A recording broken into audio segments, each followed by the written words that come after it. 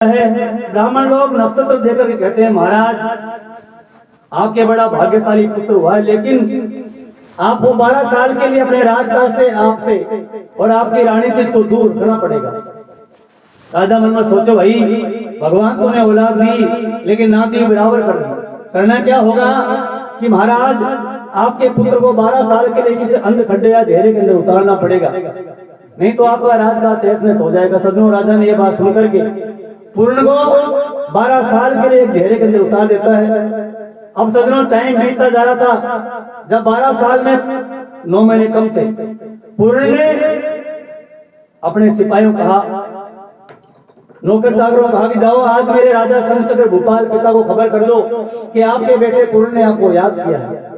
सज्जनों जब राजा वो तिथि वो तारीख वो बार वो घड़ी देखता है, मन में सोचता भाई अभी तो इसको 9 महीने कम है, चलना चाहिए, क्या बात है। राजा संतचक्र भूपाल अपने बेटे पूर्ण के पास आकर कहने लगे बेटे कैसे याद किया कि पिताजी आज मेरे को घेरे के अंदर पूरे 12 साल हो गए।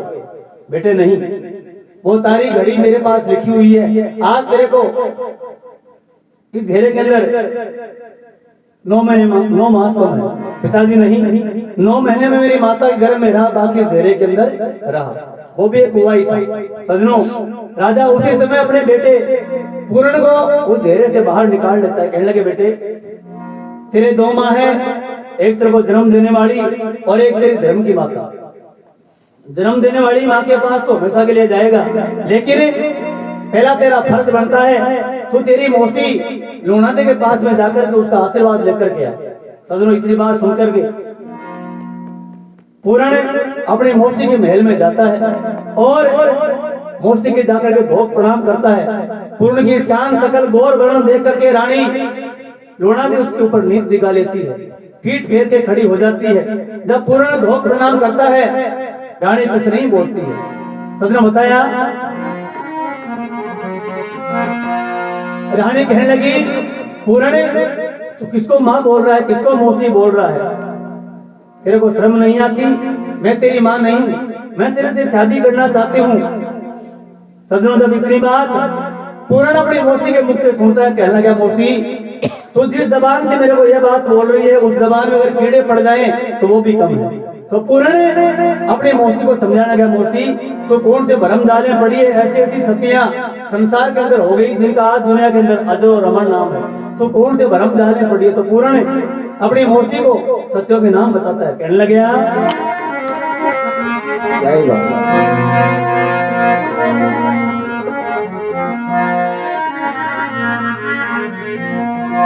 भाई माँ बेटे पर जुल्म करे से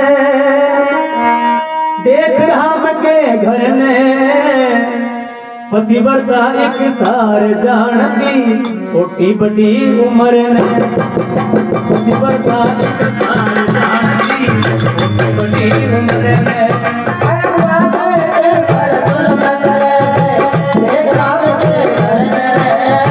पतिव्रता एक सार जानती छोटी बड़ी उम्र में, पतिव्रता एक सार जानती छोटी बड़ी उम्र में, छोटी बड़ी उम्र में, छोटी बड़ी उम्र में, पतिव्रता एक सार जानती छोटी बड़ी उम्र में, पतिव्रता एक सार जानती छोटी बड़ी उम्र में।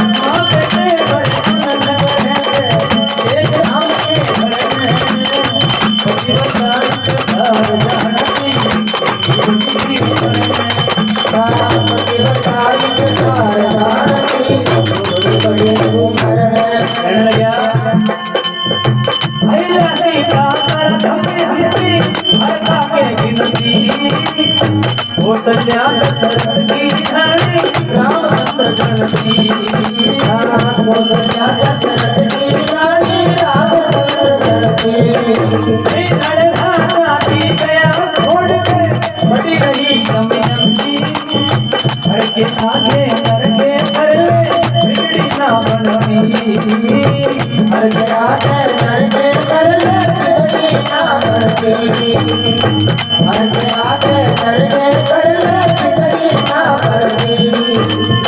मीरा सारी गाना उतरेगी पति बदल पत्थर है शिवसारी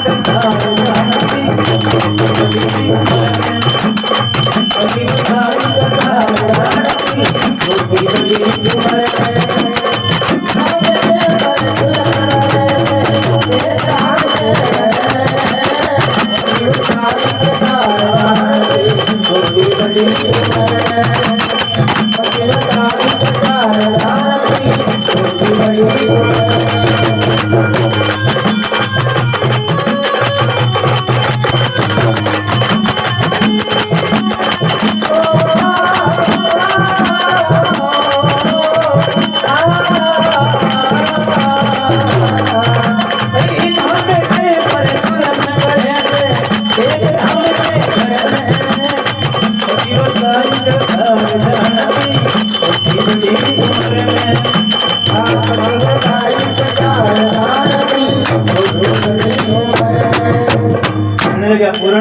अहिल्या सीता तारा दमयंती हरका के गिनती कौशल्या दशरथ की रानी रामचंद्र जनती। माता वो भी सती थी जिसने भगवान रामचंद्र को अपनी कूख से जन्म दिया। नल राजा भी गया छोड़ के पड़ी रही दमयंती उस हर के आगे नर के तले बिगड़ी ना बढ़ती। नल और पुष्कर माँ के जाए दो भाई थे माता। नल और पुष्कर दोनों जुए के अंदर बैठ जाते हैं। शर्त ये रख दी जाती है अगर कोई सा भाई हार गया उसको राजपाट छोड़कर जाना पड़ेगा। सजनों उस जुए के अंदर नल राजा की हार हो जाती है पुष्कर जीत जाता है।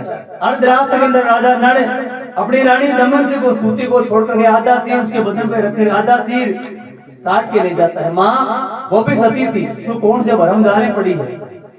और भी पुराने अपनी मौसी को समझाने लगा माता और सुन और सतिया कौन होगी संसार में जिनका आज संसार के अंदर नाम है। तो कहने लगे पुराने ब्राह्मण के बेटे की बहू की एक लोक नाम नारी की कटी पूजा जब आने पड़ी थी रोई थी बेदिलकारी। कटी पूजा जब आने पड़ी थी रोई थी बेदिलकारी।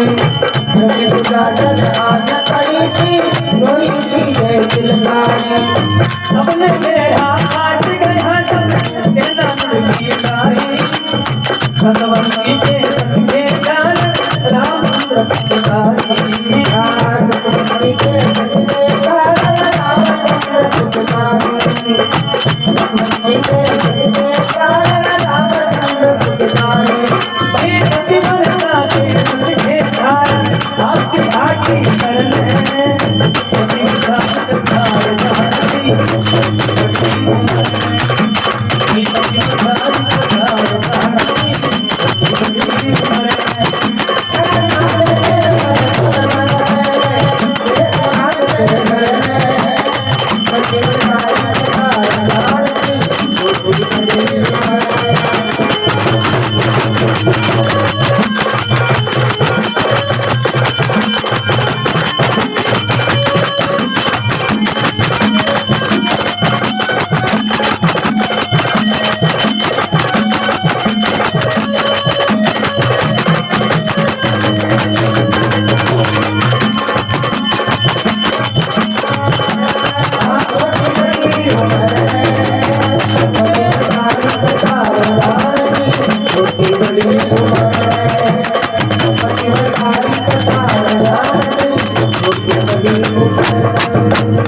रावण के बेटे की बहू थी एक स्रोतना नारी और कटी बुझा जब आन पड़ी थी रोई थी दे किलकारी माता। रावण के बेटे की बहू स्रोतना जिसका नाम था जब एक नाथ रामादर युद्ध के अंदर जान लगा स्रोतना कहने लगी पतिदेव मैंने या तो बता दो जीवता होगा बरोड़ा होगा। सजनों स्रोतना कहने से पतिदेव मेघनाथ कहने लगा स्रोतना मेरी बात सुनो पहले तो कोई मेरे को मारने वाला संसार के अंदर पैदा हुआ नहीं। जब मर भी जाऊंगा तो मेरी बुझा करके तेरे आंगन में आके गिर जाए और नाम लिख करके बता दो तब जानना तेरा पति का दुनिया से टिकट। और सच में ऐसा ही हुआ था। रामादर युद्ध के अंदर जब लक्ष्मण के हाथों मेघनाथ मारा जाता है मेघनाथ की बुझा कर करके सुलोचना के आंगन में आकर गिरी थी। मारने वाले का नाम लिख करके बता दिया था। सुलोचना रथ जोड़ करके हाथ संघार पहन करके भगवान रामचंद्र के पास में जाती है, उसके सतीत्व के कारण मेघनाथ के कटे हुए शीश को भैंसी आती है। इतनी बात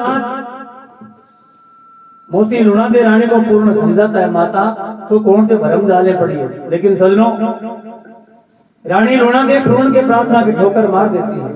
अब पूर्ण कैसे भी छुटकारा पाकर के वहां से भग जाता है। उधर पीछे से पुरानी लुणादे एक तेज राग रख देती है, को भवन के अंदर चली जाती है, दासी बांध को वहां से भगा देती है, दीपक तक भी बंद कर देती है, हार श्रृंगार बखेर लेती है। शाम का वक्त होता है, राजा शंखचक्र भूपाल महल के अंदर आता है।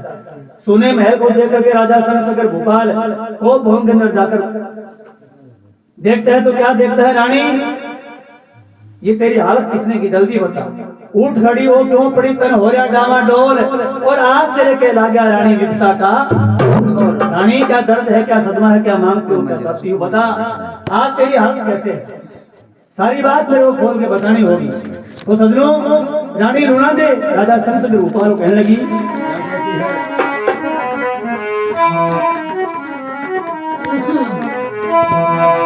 ये पूछेगा जान दे मन कहते आवे लाज, तेरा पूर्ण लाडला मेरे आया रे महल में आज, तेरा पूर्ण लाडला मेरे आया रे महल में आज।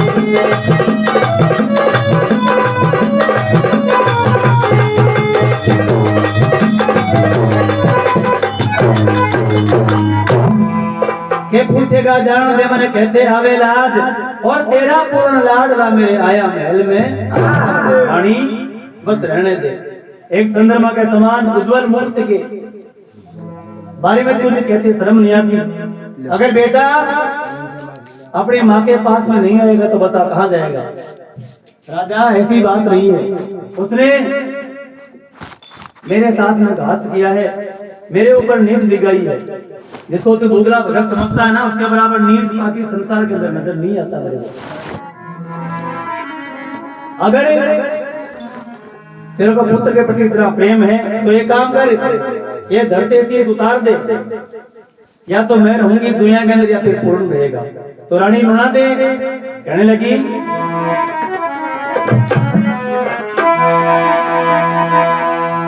तू भेजेगा राम से और महला तू तेरी नार, वो धन प्यारा लागता राजा सिर दे मेरा, वो धन प्यारा लागता राजा सिर दे मेरा।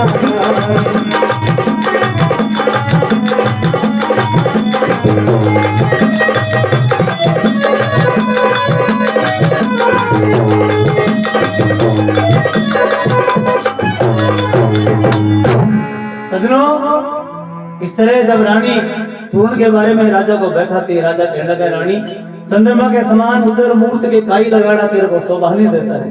तो राजा एक दफा अपनी रानी लुणादे को समझाता, कहने लगा,